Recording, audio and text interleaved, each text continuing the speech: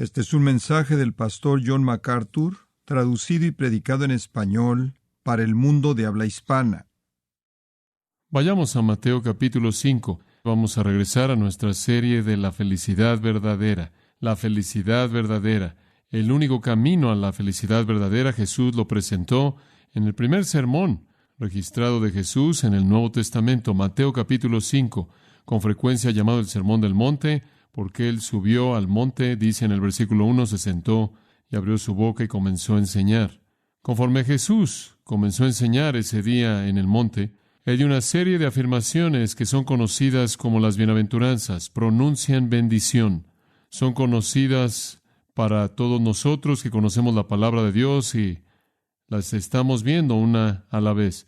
En esta noche llegamos al versículo 5, la tercera de las bienaventuranzas.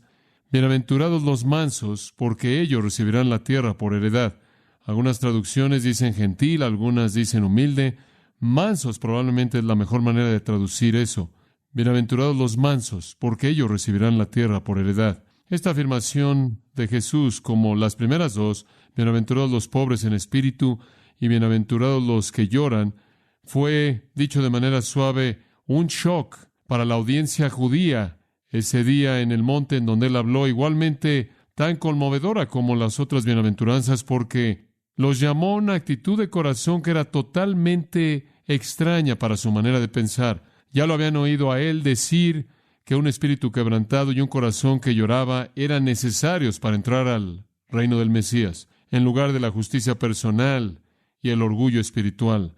Y después Jesús sacude aún más su pensamiento al decir, bienaventurados los mansos. Esto simplemente es absolutamente extraño a todo lo que esas personas judías habían entendido en ese día. Permítame decirle por qué. Poco más de medio siglo antes de que Jesús naciera, en el año 63 a.C., Pompeya había añadido a Palestina para Roma, de esta manera llevando a un fin la independencia judía. Usted recordará que esa independencia fue ganada a un gran costo en la Revolución Macabea, pero esa independencia que los judíos atesoraban tanto, esa libertad de ser quienes ellos querían ser, como su propia nación, fue perdida cuando ellos cayeron bajo el poder de Roma. A partir de ese momento y en adelante, Palestina le perteneció a los romanos.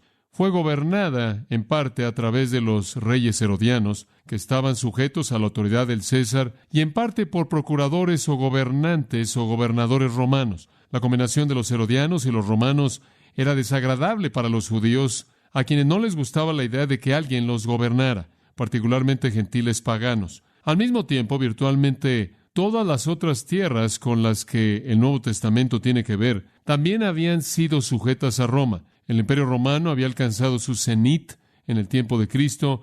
El gran Imperio Romano se extendía por toda Europa hasta Asia y llegando al este hasta Baalbek o a la parte este de Beirut, al este de Damasco. Los judíos entonces eran siervos y esclavos de los romanos en el sentido más puro. Ese fue un hecho, por cierto, que no les gustaba reconocer, y en Romanos, en Juan 8:33, le dijeron a Jesús, somos simiente de Abraham y nunca hemos sido aún esclavos de nadie. Era una manera de pensar que deseaba eso. De hecho, en el mismo momento en el que dijeron eso, eran los esclavos de Roma. Entonces, la historia entera de la vida de Jesús, el trasfondo de ella, encaja en un marco de una nación en esclavitud a Roma. Una sombra del César, francamente, se encuentra sobre todas las páginas del Nuevo Testamento. Al mismo tiempo, los judíos habían estado esperando por mucho tiempo para que el reino de Dios llegara.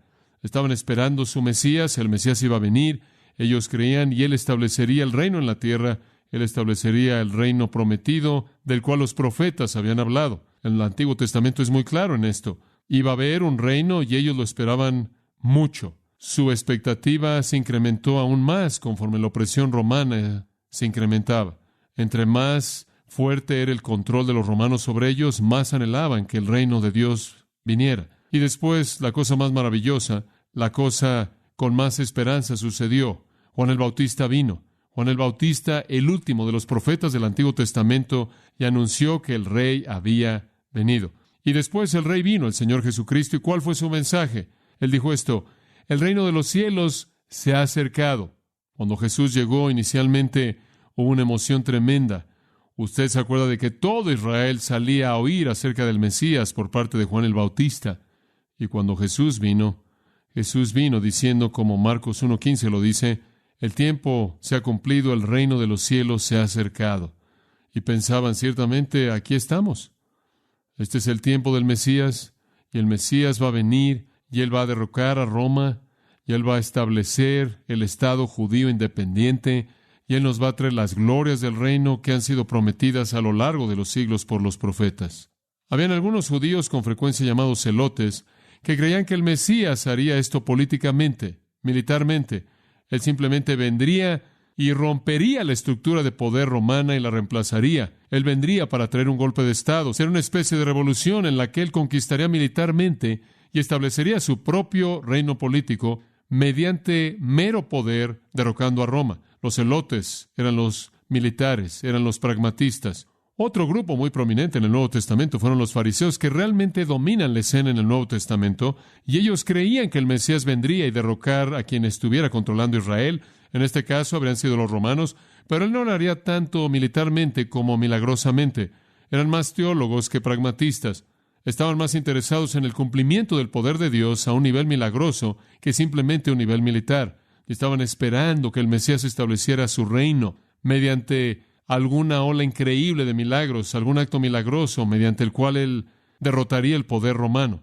Pero de cualquier manera, todos estaban esperando alguna intervención catastrófica de Dios que fuera disparada por la llegada del Mesías. Daniel había dicho que Él vendría en nubes y gloria y que Él establecería su reino. Inclusive los discípulos fueron arrastrados por todo esto. En Hechos capítulo 1, versículo 6, dijeron, ¿es este el momento en el que vas a traer el reino? Habían estado esperando esto a lo largo de estos años. De hecho, se habían unido a Jesús, asumiendo que ellos, por lo tanto, participarían a un nivel alto en su reino. Y después Jesús dijo cosas que simplemente los devastaron. Inclusive, cuando Él dijo, mi reino no es de este mundo. Cuando Jesús vino, Él entró a toda esta expectativa. La esperanza de una conquista política o milagrosa de Roma, una restauración de la tierra, de regreso al pueblo de Israel, todas las glorias de las profecías prometidas, cumplidas, y únicamente fue un sueño en ese entonces, conforme Israel estaba bajo el yugo del poder de Roma y César, y no iban a darle su independencia. Sin embargo, esta esperanza ardía en el corazón de los judíos, y ardía con tanto calor que creó un ambiente para que muchos mesías falsos se levantaran y cayeran, vinieran y se fueran. Estaban tan ansiosos porque un Mesías viniera y los sacara de la esclavitud romana, que hubieron una ola de mesías falsos que estaban tratando de aprovecharse del sueño. Ocasionalmente los celotes, también llamados los secarei, teniendo que ver con el hecho de que llevaban espadas, atacaban a Roma una y otra vez como terroristas. Debido a que no tenían bombas en esos días, encontraban a un oficial apropiado y lo apuñalaban en la oscuridad. Lo único que eso hacía era traer respuestas romanas. No cumplió absolutamente nada. Y finalmente, en el 70 después de Cristo, los romanos se habían cansado de todo esto y entraron en el 70 después de Cristo y destruyeron la ciudad de Jerusalén y mataron a 1.100.000 judíos. Del 132 al 135 en el siguiente siglo, bajo el emperador Adrián. Para efectos de todo lo que ellos querían, mataron a la nación entera. En el 70 después de Cristo fue Jerusalén, pero 70 años después el resto de la nación fue matada. Algunos escritores nos cuentan que Adrián destruyó por lo menos 985 ciudades y aldeas en la tierra de Palestina. El plan de Dios no fue en absoluto como ellos lo pensaron. Jesús decepcionó a los celotes porque Él no iba a agrupar una fuerza revolucionaria. Él decepcionó a los fariseos porque ellos sabían que Él tenía poder milagroso, lo vieron todo el tiempo, lo vieron resucitando a los muertos, lo vieron curando a los enfermos, lo vieron dando vista a los ciegos y oído a los sordos y voces a los mudos, lo vieron creando alimento a partir de sus propias manos. Ellos sabían que Él tenía poder milagroso, pero Él no lo quiso usar para destruir a Roma. Y Él no quería hacer esos milagros cataclísmicos que ellos querían que hiciera. Y de hecho, los molestaba en extremo que Él pasó más tiempo condenando a los judíos de lo que Él condenó a los romanos por mucho. De hecho, en todo el registro de su predicación, Él tuvo poco que decir, si dijo algo, acerca de los romanos y mucho que decir acerca de los judíos. Finalmente estaban tan molestos por Jesús que su molestia se convirtió en amargura, su amargura se convirtió en odio, y clamaron para deshacerse de él. Él fue una decepción tremenda, una decepción tan enorme, porque ellos sabían que él tenía poder espiritual, ellos sabían que él tenía poder milagroso, y él no estaba usándolo para cumplir los objetivos de ellos. Esa decepción se convirtió en odio, y eventualmente, debido a eso, lo ejecutaron. Y una vez que él fue ejecutado, él se volvió inclusive aún más intolerable. El nacionalismo judío nunca podía tolerar a un Mesías crucificado. Esa es la razón por la que Pablo en Romanos nos dice que la crucifixión de Cristo lo hizo para los judíos un tropezadero. Pero ellos deberían haber sabido que la dirección no iba a ser como ellos lo pensaban, y deberían haberlo sabido desde el principio mismo. Aquí en el versículo 5 todo realmente inició. Su decepción realmente comenzó aquí, cuando dijo, bienaventurados los mansos.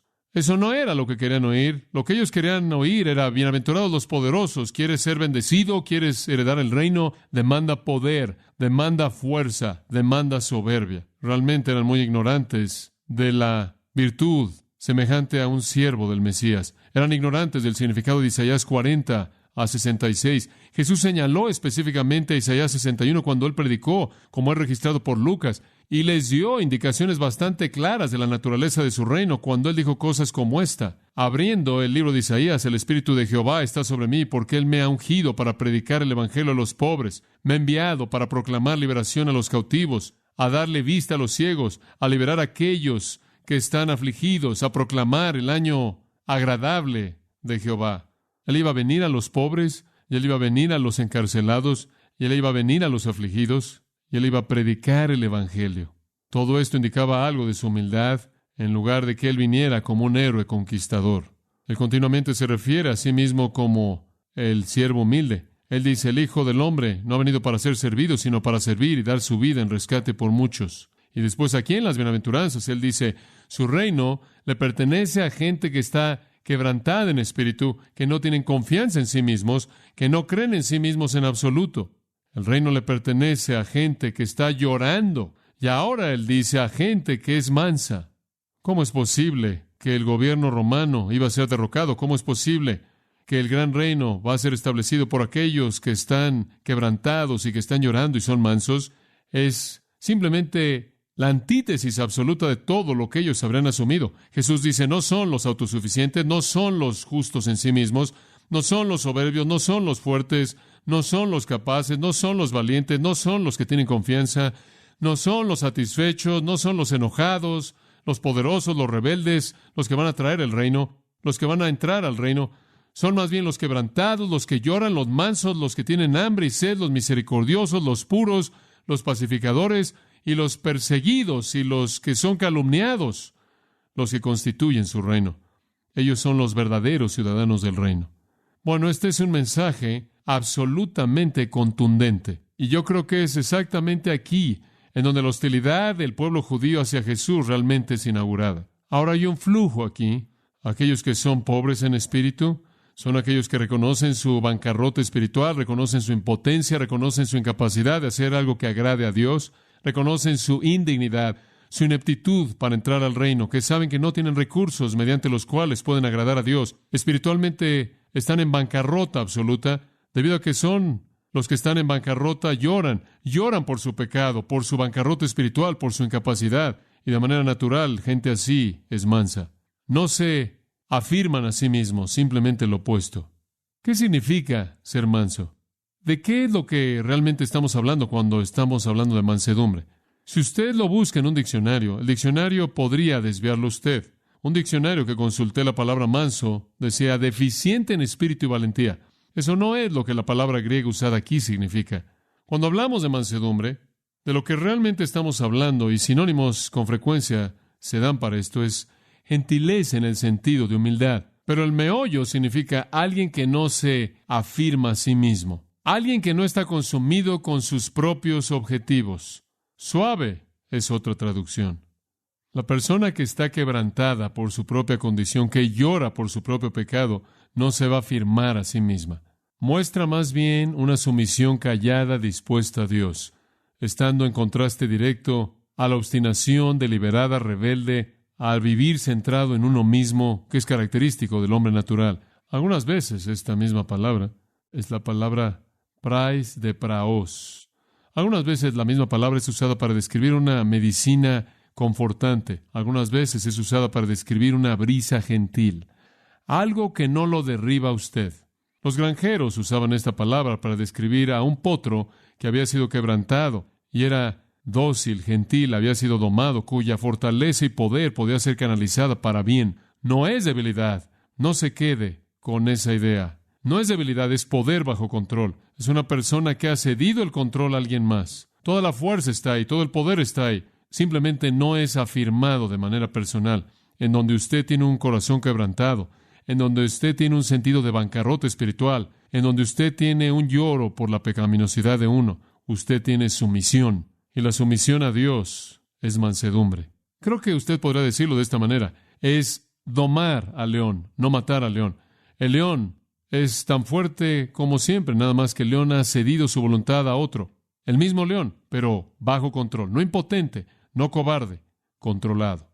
Esta es la persona que literalmente cede su poder, cede sus metas, cede su voluntad, cede sus propósitos, sus metas, sus sueños, sus ambiciones, para que estén bajo control divino. La medicina, bajo control, en la dosis correcta, es de gran beneficio.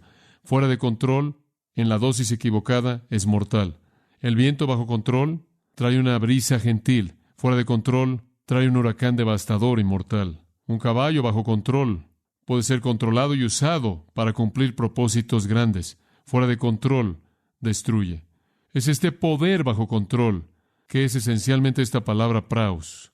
Un escritor lo dijo de esta manera.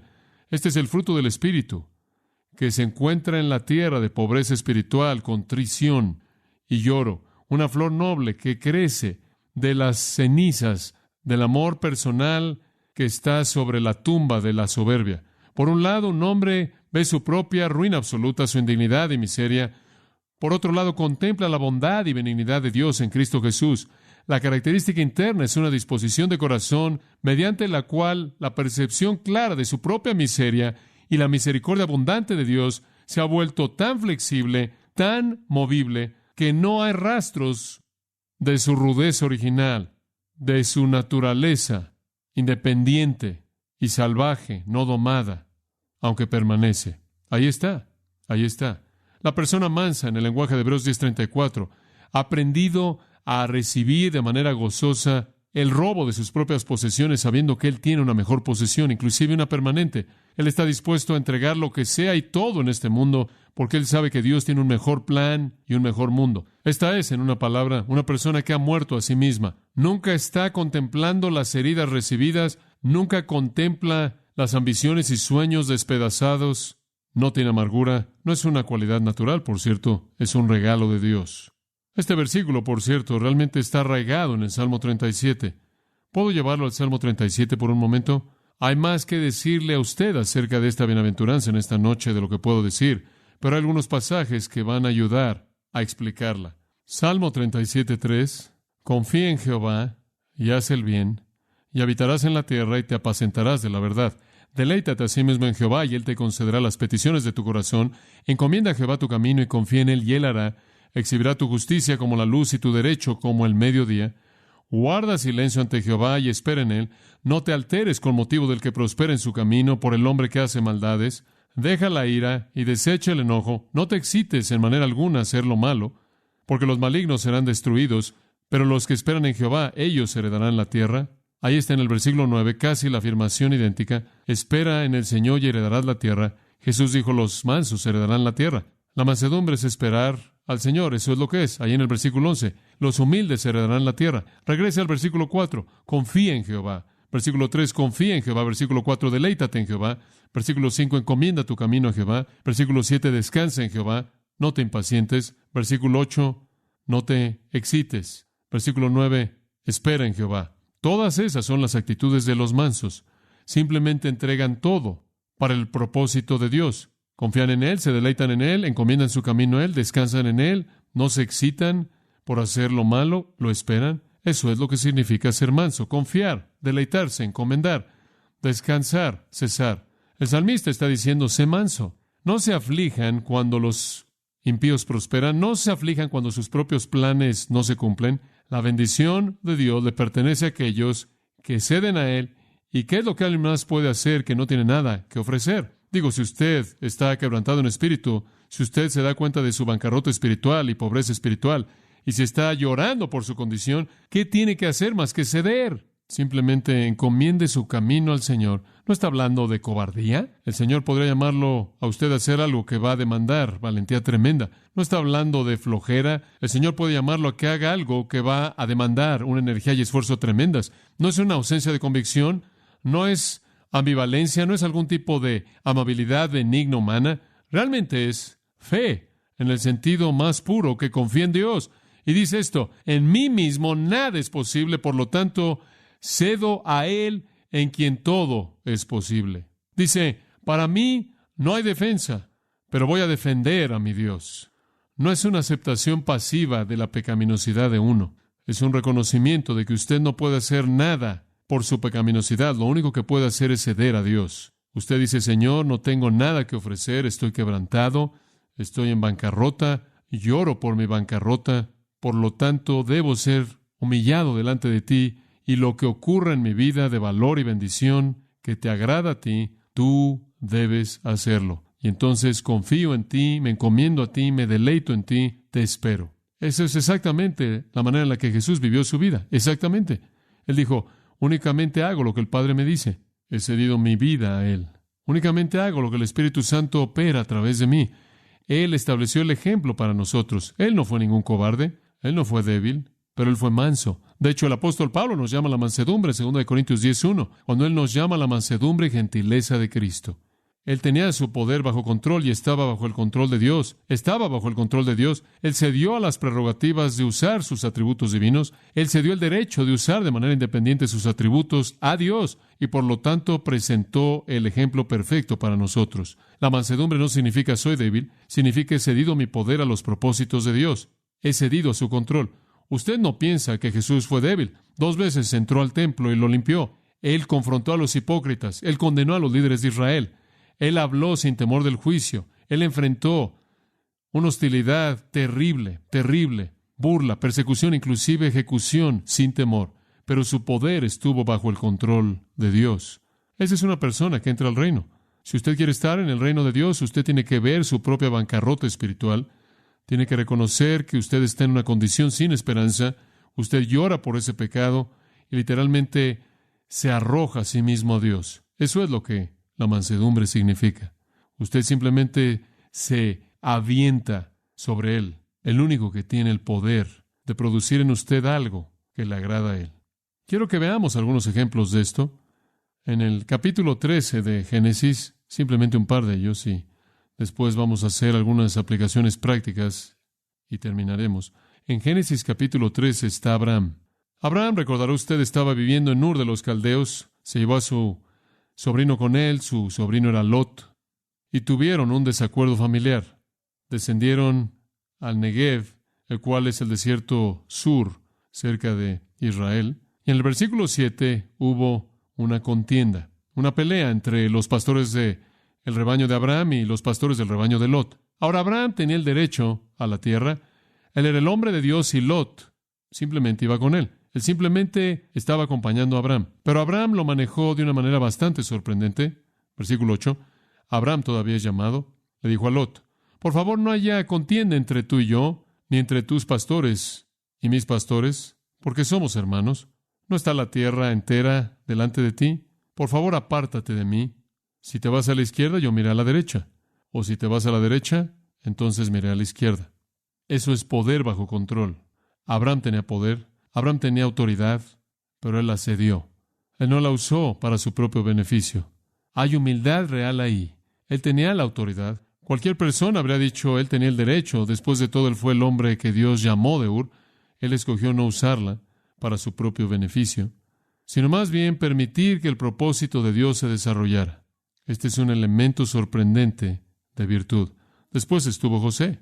José tuvo el poder cuando él se volvió primer ministro de Egipto para vengarse de sus hermanos. Recordará que sus hermanos lo vendieron a la esclavitud y él fue llevado a Egipto. Él estuvo en la prisión ahí y eventualmente, debido a que él podía explicar sueños, debido a que el Señor le permitió tener la capacidad de hacer eso, él salió de la prisión y llegó a una posición en la que se convirtió en el primer ministro de Egipto. Sus hermanos descendieron ahí buscando alimento cuando hubo un hambre en Israel, y él tenía el poder en su mano para vengarse de sus hermanos, pero él se rehusó, y de hecho, simplemente lo opuesto. Él demostró amor y compasión a sus hermanos y, de nuevo, poder bajo control. Él se sometió a sí mismo a hacer lo que era correcto.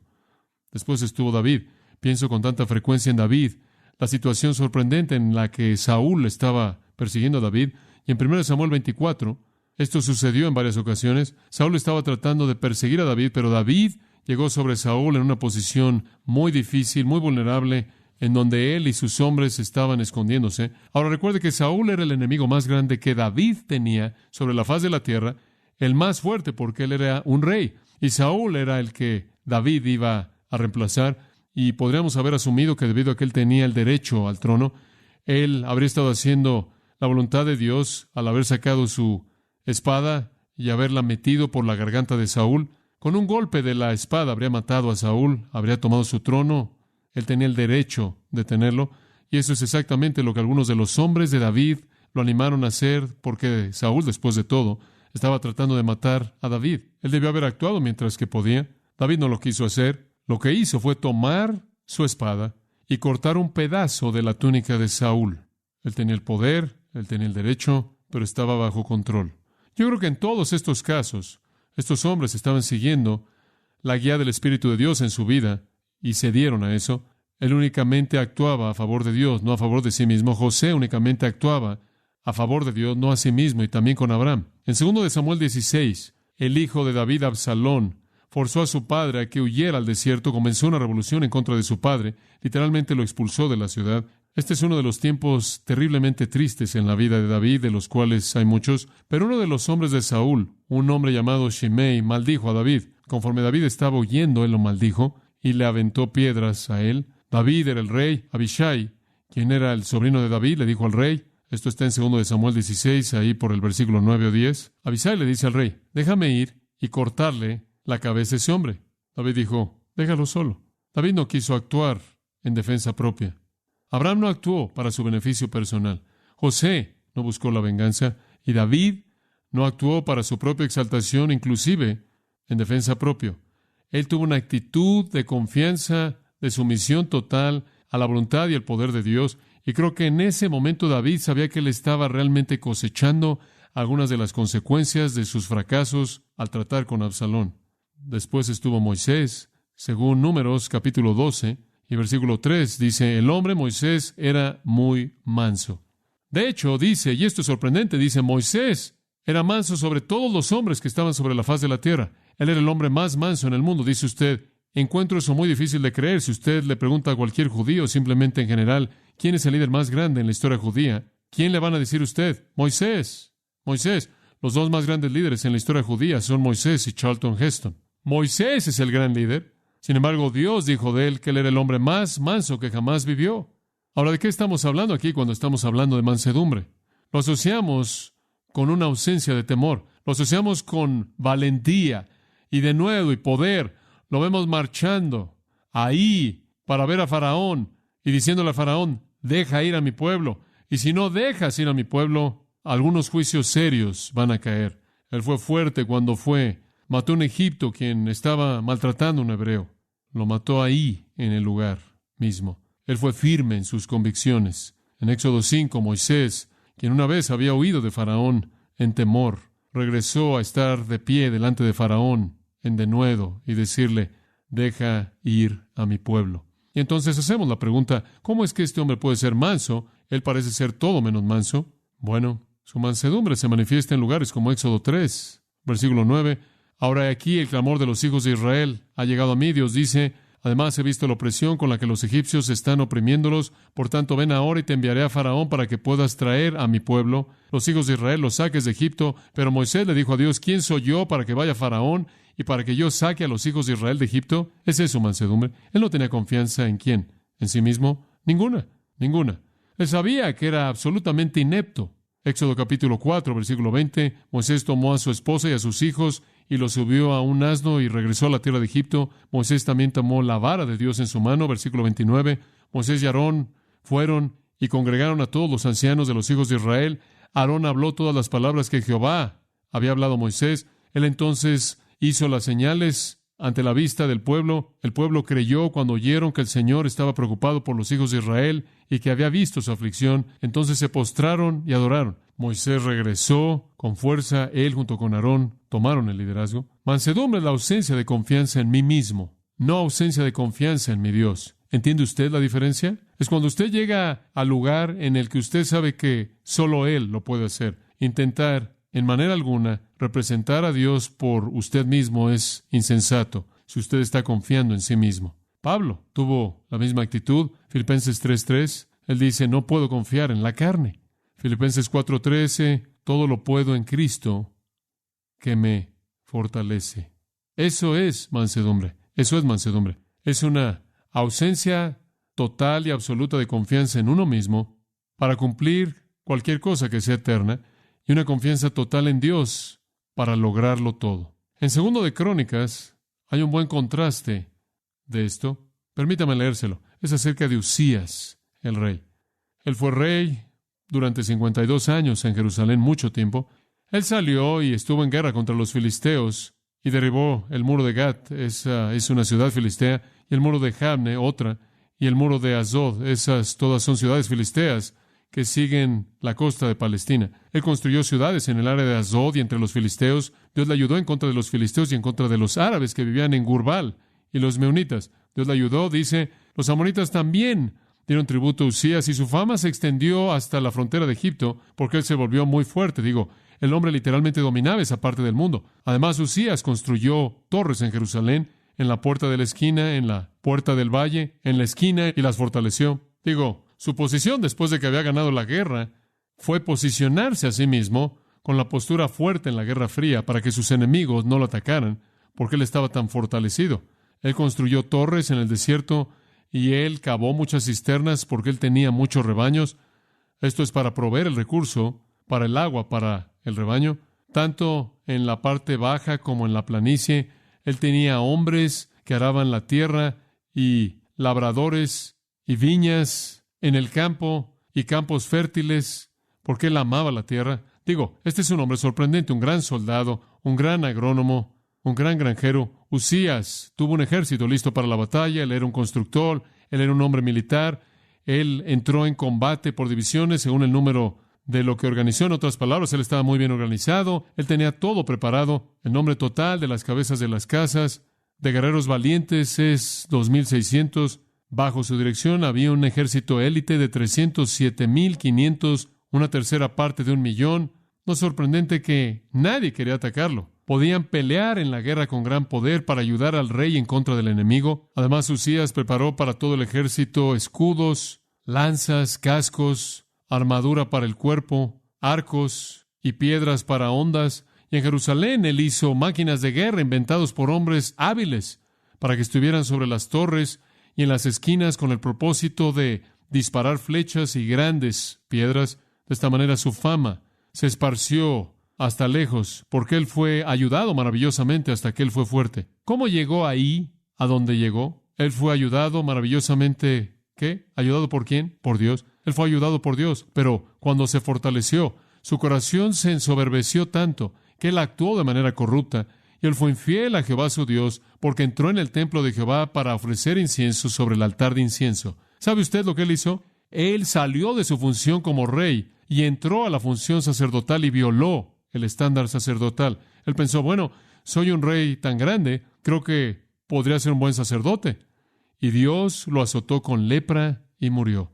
Y hasta su muerte él tuvo que vivir en una casa separada por el contagio de su lepra. Literalmente él fue matado. Él durmió con sus padres, lo sepultaron con sus padres en el campo de la tumba que le pertenecía a los reyes porque dijeron, él es un leproso. Eso es exactamente lo opuesto. Un hombre que quería llevarse todo el crédito, hacerlo en su propia fuerza, hacerlo en su propio poder. Escuche, esos otros hombres, todos tuvieron un sentido de su pecaminosidad, todos tuvieron un sentido de su debilidad, todos tuvieron un sentido de su ineptitud. Lloraron por su pecado, lloraron por su debilidad.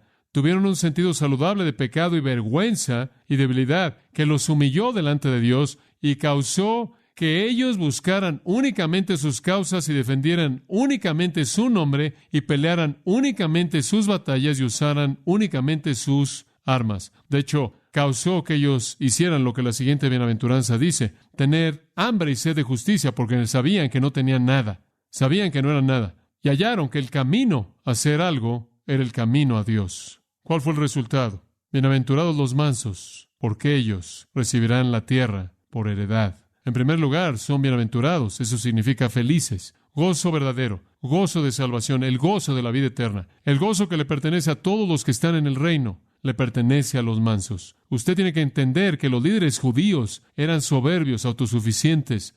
Pensaban que eran buenos en sí mismos. Creían que podían alcanzar el nivel de justicia que satisfacería a Dios. Eran lo opuesto de esto.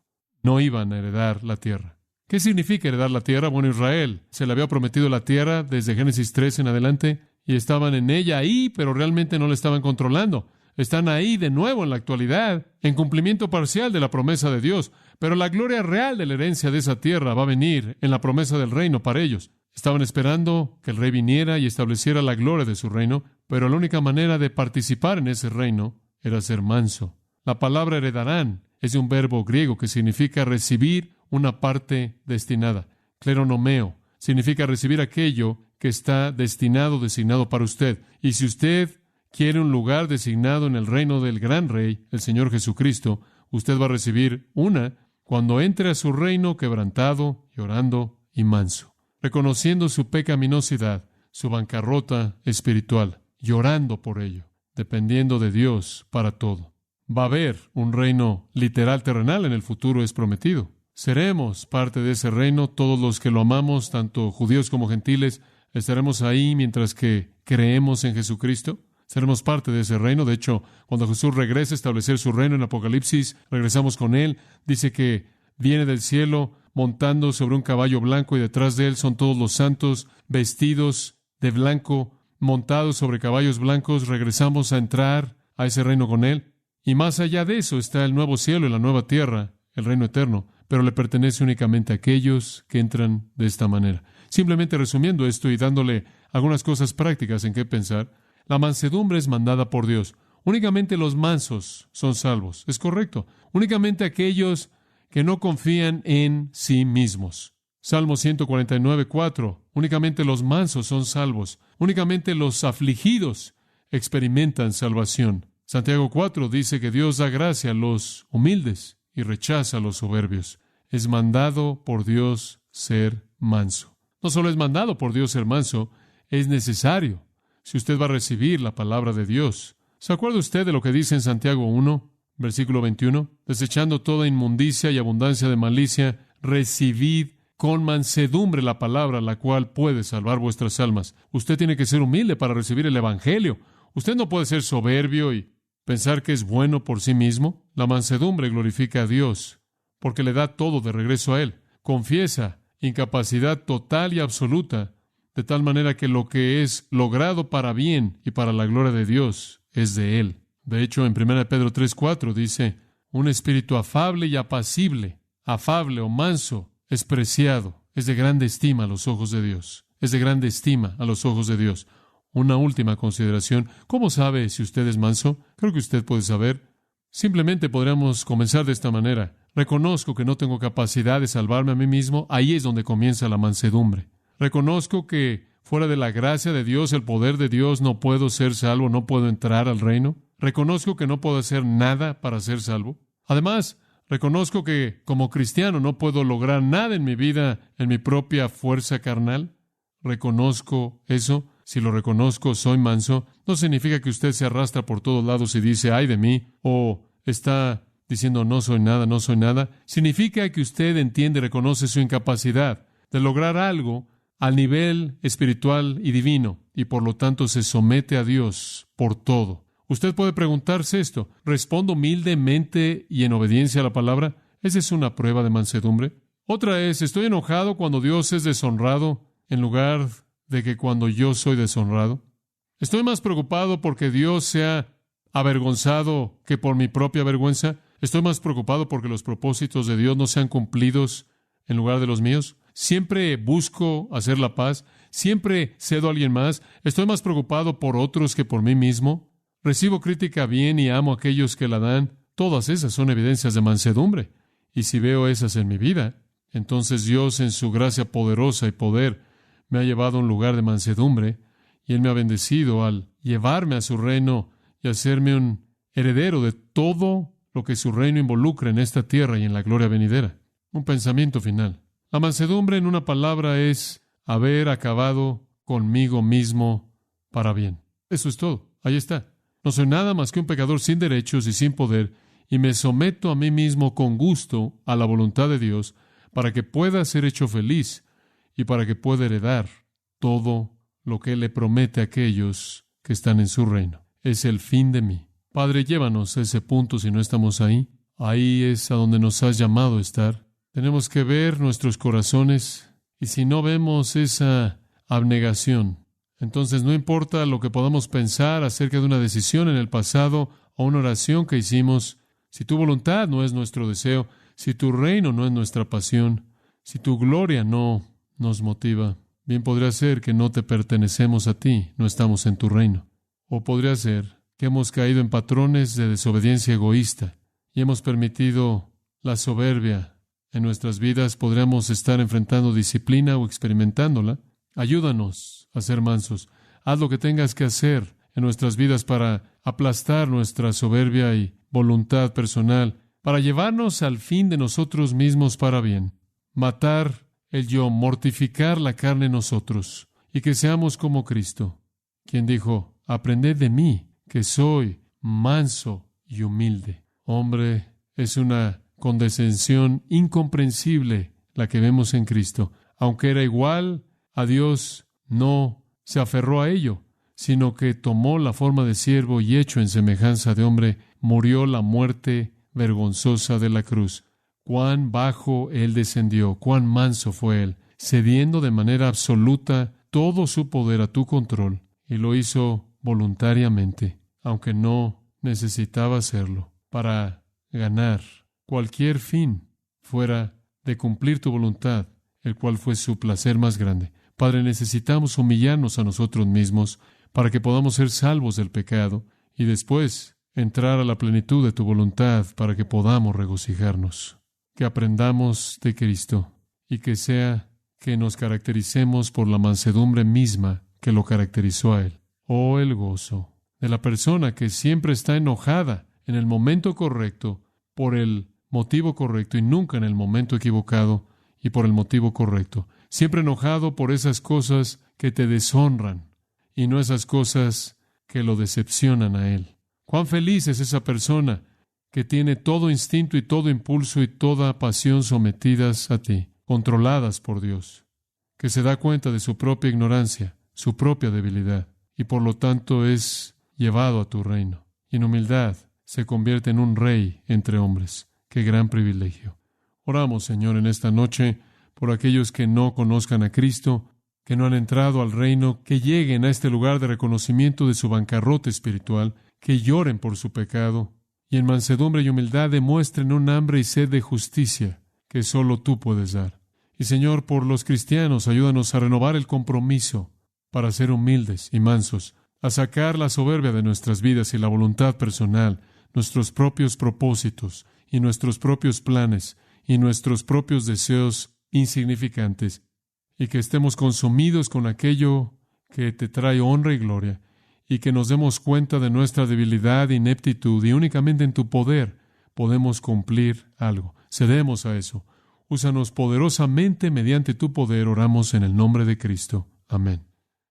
Usted ha escuchado a John MacArthur, maestro bíblico de gracia a vosotros. Para más información y acceso gratuito a todos los mensajes de John, así como una lista de libros incluyendo la Biblia de estudio, visite la página web en gracia.org. Gracia a vosotros y el pastor John MacArthur se reservan toda protección y derecho de autor bajo la ley que esté vigente. La información de derecho de autor está disponible en gracia.org que incluye instrucciones para limitar la duplicación de este archivo digital. Gracia a Vosotros es una organización sin fines de lucro dedicada a desarrollar recursos desde las enseñanzas del pastor John MacArthur, las cuales ofrecen la verdad de las Escrituras.